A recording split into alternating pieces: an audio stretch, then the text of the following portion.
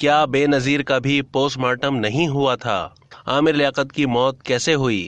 وکیل نے ممکنہ وجہ سب کو بتا دی۔ عامر لیاقت کی فیملی کے وکیل ضیاء عوان ایڈوکیٹ کا کہنا ہے کہ پولیس سرجن کا رویہ ورثا کے ساتھ اچھا نہیں رہا۔ وکیل ضیاء عوان ایڈوکیٹ نے عدالت کے باہر میڈیا سے گفتگو کرتے ہوئے کہا کہ ہمیں لگتا ہے کہ عامر لیاقت کی موت ڈپریشن سے ہوئی ہے۔ فیملی ڈپریشن دینے والوں کے خلاف عدالت سے رجوع کرے گی۔ انہوں نے کہا کہ ایک اجنبی عدالت میں گیا اور پوسٹ مارٹم کا آرڈر حاصل کر لیا۔ درخواست گزار نے کہا تھا جائیداد کا تنازع ہے۔ ضیاء عوان ایڈوکیٹ نے بتایا کہ مجسٹریٹ نے 2 دفعہ باڈی کا جائزہ لیا تھا۔ پولیس نے کہا کہ عامر لیاقت کے جسم پر تشدد کے نشان نہیں ہیں، جبکہ پولیس نے جائے وقوع کا معائنہ بھی کیا تھا۔ ان کا کہنا تھا کہ بے نظیر بھٹو اور لیاقت علی خان کا بھی پوسٹ مارٹم نہیں ہوا تھا۔